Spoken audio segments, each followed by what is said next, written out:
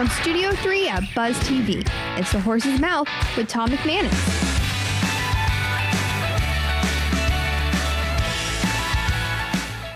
Hi, welcome to The Horse's Mouth as we're out here in Jacksonville Beach at Lynch's Irish Pub, one of my favorite spots. Been coming here for so many years, 3 decades to be honest with you, and it's one of my favorite places to visit. And also when we're here with The Horse's Mouth, because we got a great event for you right here at Lynch's and through the airwaves. It's the Foodies Care Organization that we're raising money for. We're feeding the hungry, we're housing the homeless, and I love being a part of that because it's all about community. Now, we got a great show lined up for you here right at the bar. We're going to talk industrial cooling systems. I know it's crazy, but we'll get into it. A little business brokering, a little business law, and some artificial intelligence. So we'll wrap it all up and have a good time right here at Lynch's. So let's say hello to the panel. Rose Frietze is here. Yeah. Hey, Rose. Hi, how? So you're GTG Overhauling Services. Yes, sir. But you are our industrial cooling systems expert. Thanks for being here. Thank you. Tell us about your business, if you would. So what we do is any place that has industrial cooling tower, we go in, we do inspections, we will refurbish them, do any of their mechanical systems, do all of their cleanings, make sure there's no presence of Legionella. We just try to make sure that any cooling tower that we see, we're honest. Okay. We don't try to sell them anything they don't need. And, we just make sure that they're in good hands. Anything with energy, nuclear, that type of thing that needs cooling to run. Yeah, like Is that what we're talking commercial metals, international paper, Georgia Pacific, paper mills, chemical plants, about? Okay. anything industrial, but then it could be condos, hospitals. Okay.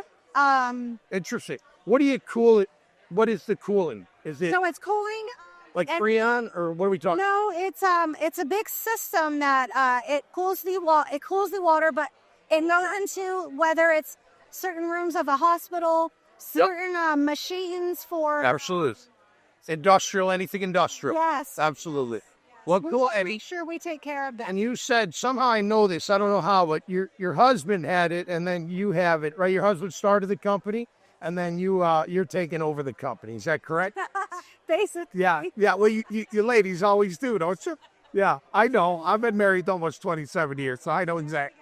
Well, great. That's awesome. What's the best part of what you do?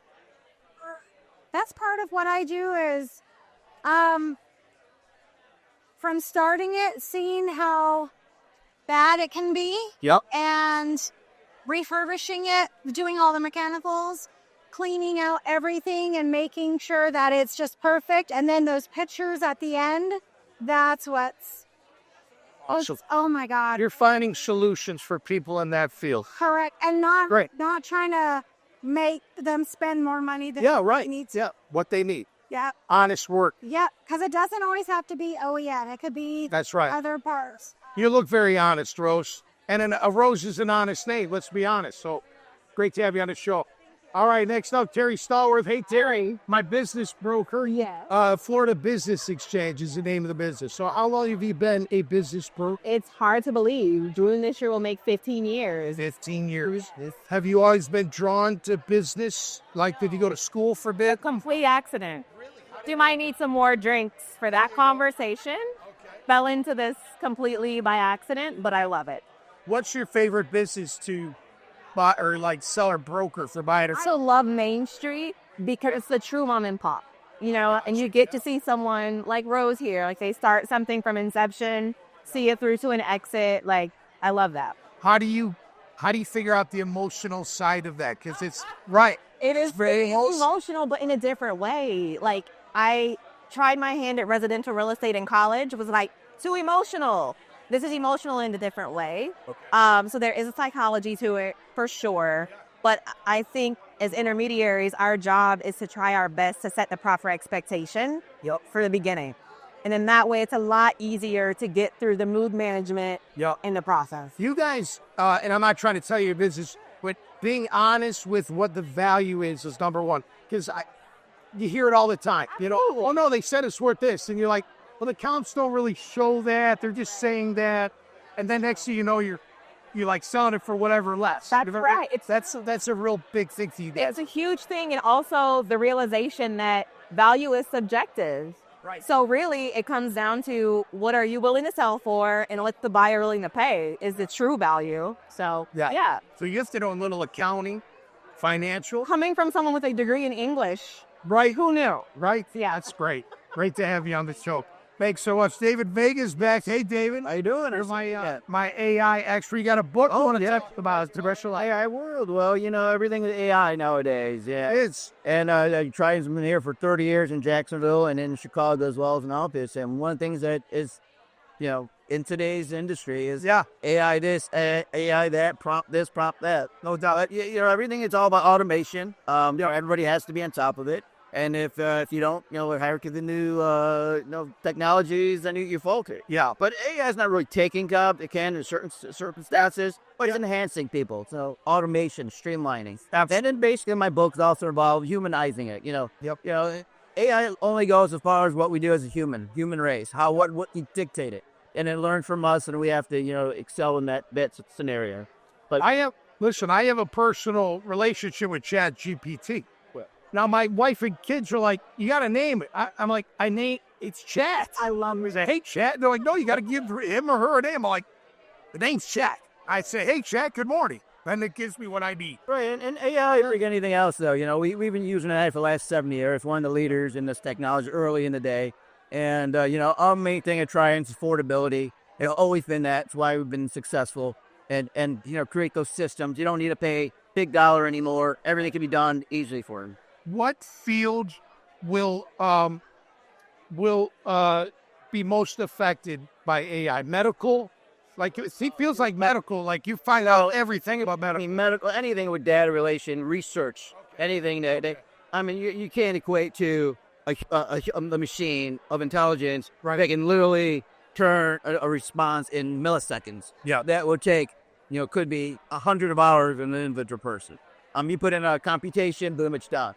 Development, coding, from a medical research standpoint. Yeah, for sure. From engineering, all those, everything from every industry is going to be affected. If you use it properly, you shouldn't be offended by it being next to you. Right. It's always then enhancing. You feel like that? It's like every generation has some technology that comes along, with 80s, 90s, 2000.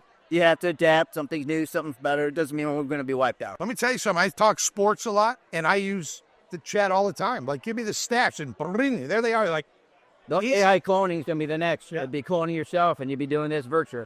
Oh, wow. That's a little out there for me, David, but we'll find our way. Great to have you on the show, my friend. Thank you. All right, Rob Ellis is here from Murphy & Ellis, business law. Yes, sir. How long you been a lawyer or an attorney, Bob? I've been about 28 years, and an attorney. I've been doing business law probably 13 years. Okay. Yeah. What's your favorite kind of business to help out, to counsel? Well, it's pretty broad. I mean, because if it's a lot of small business owners, maybe 4 or 5 owners, that sort of thing. That's probably the average thing, and they come to you with all kinds of different problems. I mean, it might be some problem with their workman's comp or something like that, or a administrative issue. But the real common thing is probably when the partners have a disagreement and they come to a lawyer to try to solve the problem, and it's kind of like a divorce between a husband and wife, right? But it's between business owners. And so hopefully you can sit down with them and find a medium ground, or find out ways to either fix the problem or part ways. And worst case scenario, it goes to court, and we do that too. But best case scenario, you find a way to settle it and move on. Those 50-50 LLCs start off great, don't they? Yeah. Everybody's happy, like, oh, we're going to kill it. Then little by little, like, What about this? that's where they call you. Yeah, exactly. Right? That's great. Well, great to have you show. What kind of law were you doing before business law? I was working for a large firm, mostly representing insurance companies. And everything from car accidents to civil rights defense suits. It was a pretty wide range of things. Okay, cool. I sort of learned the ropes through that. And as I went on my own, it was easier to help like small business owners and people that could just come to some guy that was easy to. As you've been through it. Yeah. That's great, man. Yeah. Great to have you on the show. Thanks. All right, so we're all Jacksonvillians, or we live in your part of Chicago, I know. And they're still in the playoffs. It's always the case. But let me ask you this as we wrap up. What did the Jaguars season do for you? Like, did it bring you joy? Did it bring you happiness? What did the season of our football team do for you? You personally, Rose, I'll start with you. Personally? Yeah. It made it to where my husband was able to just go in the living room, have his time. Okay. You know, it's Yeah. a stress reliever, and I Great. can do my thing. Yeah, that's nice. I like that. So Yeah. No, we know. It's okay. You had it on in the background, Rose. We get it. It's fine. Terry, how I much? do partly second that. Like my husband, we both are from Jacksonville, born and raised, diehard Jags fan, up and down. So he was punk, which made my life easier. But to see the team do so well after so many bumps, it was just fantastic. So I think we're all looking forward to next year. It feels like a start of something new. It does. You know, it's like And just to be. he said, Yeah, Lisa, it's okay. You had it on over there. It's like in the other room, around the corner. that's so much. David, you're a Bear fan. I know. Oh, yeah, I'm Jaguars as well. We'll stay there, Jaguars and Bears. And it's always a triumph and heartbreak.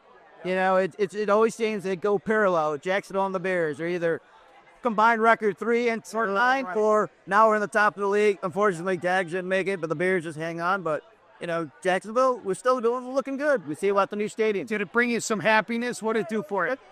Happiness, at least community setting there. It's always good to be with the community with Jaguars. Brings the community together. And everybody's happy. They're saying hi. They're wearing their stuff, Rob, how about you? From Jacksonville? Where are you from? I was born and raised in Jacksonville. Another guy. All right. My whole life. Yeah. Right. Did it bring any happiness this year?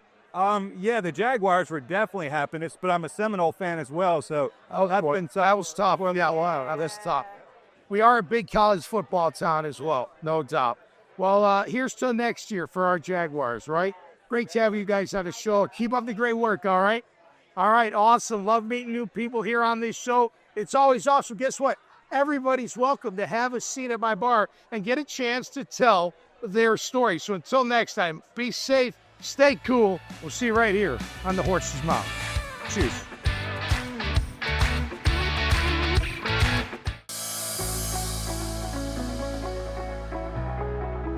Foodies Care is a nonprofit organization here started in Jacksonville, Florida. Our mission is to support other nonprofits realize and carry out their missions. We're trying to simplify that process to have a local body that's here on the ground and says, listen, we're going to work with you, we're going to partner with you, we're going to give you the resources that you need to be able to do the work that is needed in this community.